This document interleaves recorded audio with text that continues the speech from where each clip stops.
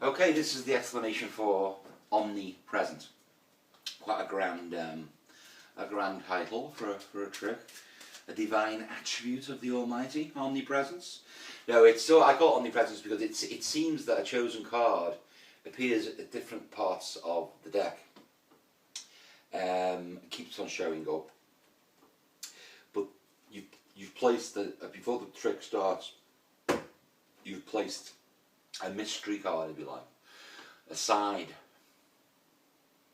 So after the card shows up numerous times, and apparently you have 4 of the same card which they chose, they change to aces, and then the mystery card that's been there the whole time is actually now the chosen card. So sort of similar to time travel a little bit, but different, similar but different. So here's the trick: you get the aces, 2, and you place 1 ace. You have these on the top, sorry, 2 reds on the top, and you place one of the aces face down. Now they, obviously, the audience is there, a few false cuts and shuffles, and you say, I tell you what, I'm going to place a mystery card. All I've done is cut the top to the middle, and I know that's the ace, so there we go, that's the ace there, that goes to the bottom. Situation check. Ace there, 3 aces on the top. So, they choose a card. Again, it's a totally free choice. In this case, it's the Queen of Spades. And then all I do is control the Queen to the second to top. Various ways of doing this. You could just do a tilt move, whereby you take the top card and angle it, take the Queen, and it looks like it's going into the middle of the deck. There, that's the tilt move, but it goes to second from top. I tend not to do that for this routine. All I tend to do is I cut the deck, spread to the middle, yeah? Spread to the middle. Actually, sorry, spread to the middle, plus the extra card, which would be the first ace. So when they put that on there, all I do is place the ace on that, close with a break, and then double cut everything to the top. Did that sound complicated?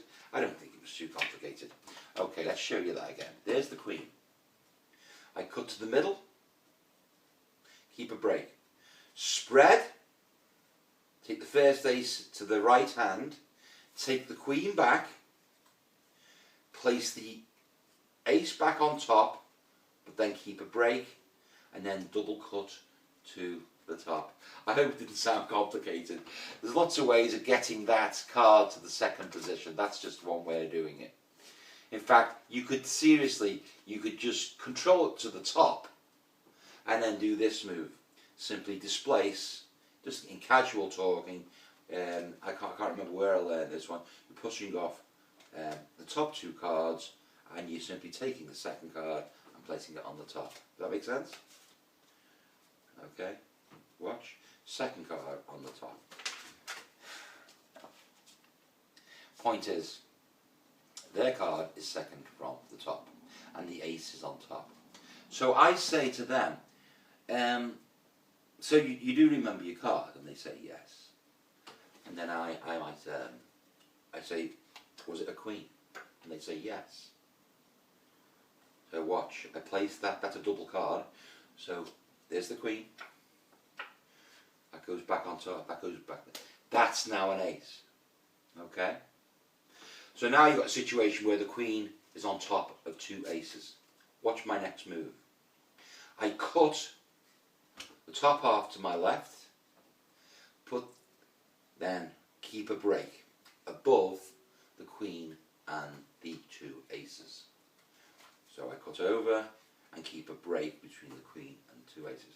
Now what I do is I spread to the break. Okay? Now I know this is the Queen here, but what I need to do is get the ace, which is underneath the queen. Oh, there's two aces. So what I spread here, and I, with my fingers, I pull the ace into the right hand packet. Okay, let me explain that again. I'm spreading down. I'm spreading down to the break. Okay. There's the break, the queen. And what I'm doing with my right hand is I'm going to grab the queen underneath, sorry, the ace, which is underneath the queen, and drag that to the bottom of my right hand packet. So that sets me up for what's called a drop move. Then I turn over this card and say, is that your card? And they say yes, so it looks like it's come for the middle. Now what I do, in a big movement, I turn the queen over and drop the ace on top of it. Show you that again. There's the queen. It's in the middle. I drop the ace on top. Drop move.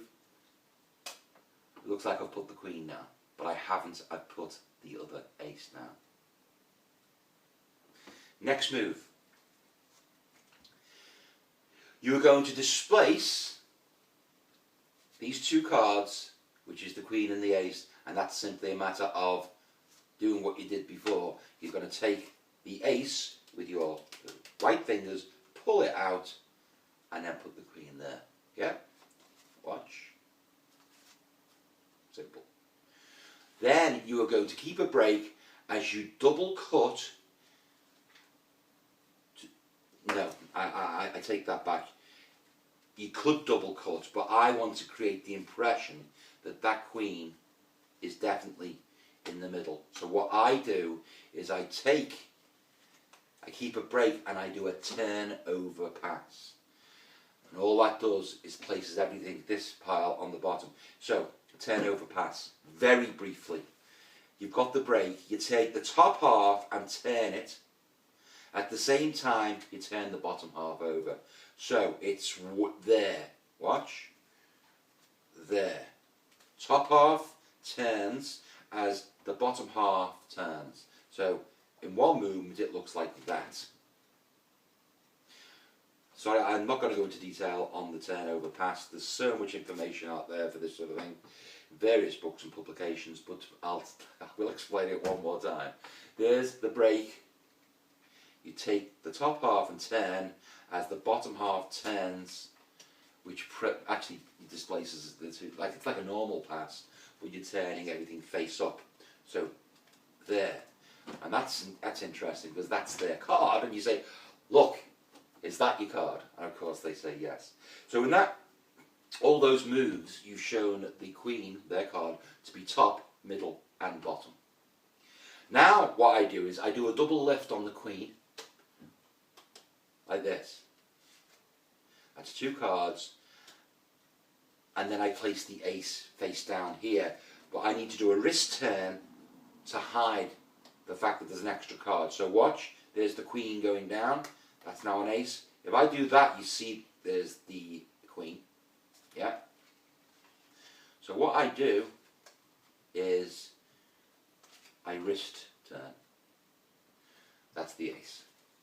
So there's the queen, double turn, and that goes there. So that's the third ace. Queen is now face up on the bottom. Now, I do, you could just cut the cards. I do a pass to centralise that face, the card which is the wrong way around. And then I say, can you imagine turning a card over in the deck, in your imagination? And then I take the face up like this, and lo and behold, here's one card the wrong way around, and lo and behold, it's their card. So omnipresent, it seems to be everywhere. They think there's three queens. Here, there are three aces. You take the queen, and you scoop. Now you do what's the frustration count, showing various queens. Sometimes I do, I'm trying to remember the name of the count.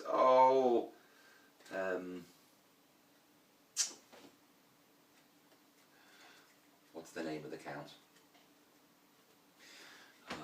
So basically it's this sort of thing. There's the queen. There's the queen. And all I'm doing is taking the top card off every time. I do apologise for, I can't remember the name of the count. It doesn't matter. Most of the time I'll just do, there's a lot going on anyway, and I'll just do the frustration count. And after that count, their card goes second from the top. And that sets you up for an Elmsley count. So when you turn over, you do an Elmsley count, and guess what? All the queens have gone, and all the aces appear. So either whatever pattern you use, you could say, well, that card seems to be everywhere, but it's actually not here. What do you mean it's not here? Oh no, and you do your little turn there. Then you do your Elmsley count to show 4 aces. Yeah? And what's so cool about this is, there's an ace down there, and it's been there the whole time. And you say, and they think there's 4 aces here. And you say, and that card's been there the whole time, right? Yes. You take the top card, which is now their card, and you do a Mexican turnover of this card, which makes it look like that card's been there the whole time. There's an ace, and everything looks great. Before I started this explanation, I'd forgotten that this is quite an involved routine with a lot of moves. I was going to say that the slimline reset is the most difficult routine on this tape in terms of sleight of hand. Now I'm beginning to rethink that this is quite involved. So just to recap on that there's the ace there. You've done the frustration count to show the queens. Second from top. Elmsley count. Please, do I really have to go through this? Single card. Push everything above the bottom card now, as this card and the right goes underneath, and that hides the queen. So watch. Single, double, as that goes underneath. Single, single. That's an Elmsley count. I'll do it again for you. There's the queen third. Single, double, single, single. One more time. Single, and that single's going to go back underneath there as the double comes up here. Double, single, single. That puts their card on top, and you just casually take that card and do a Mexican turnover. The Mexican turnover is this. The queen's here, they think it's an ace. As this goes underneath, it looks like you're turning this card over, but your thumb grabs the card on the table and releases the other one. It's one of the easiest sleights you'll ever do, but it's very effective. Watch. 1, 2.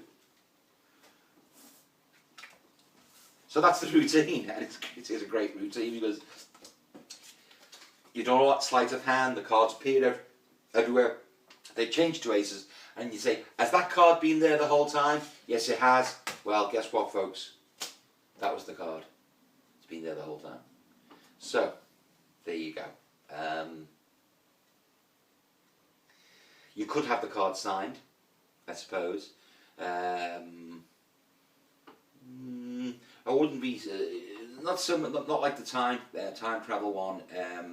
You don't have to have the card signed in this one because you're showing the same card again and again. And I suppose if there's more than you're showing the card 4 times and there's 4 same signatures, that doesn't quite make sense in the same way. So maybe not have the card signed.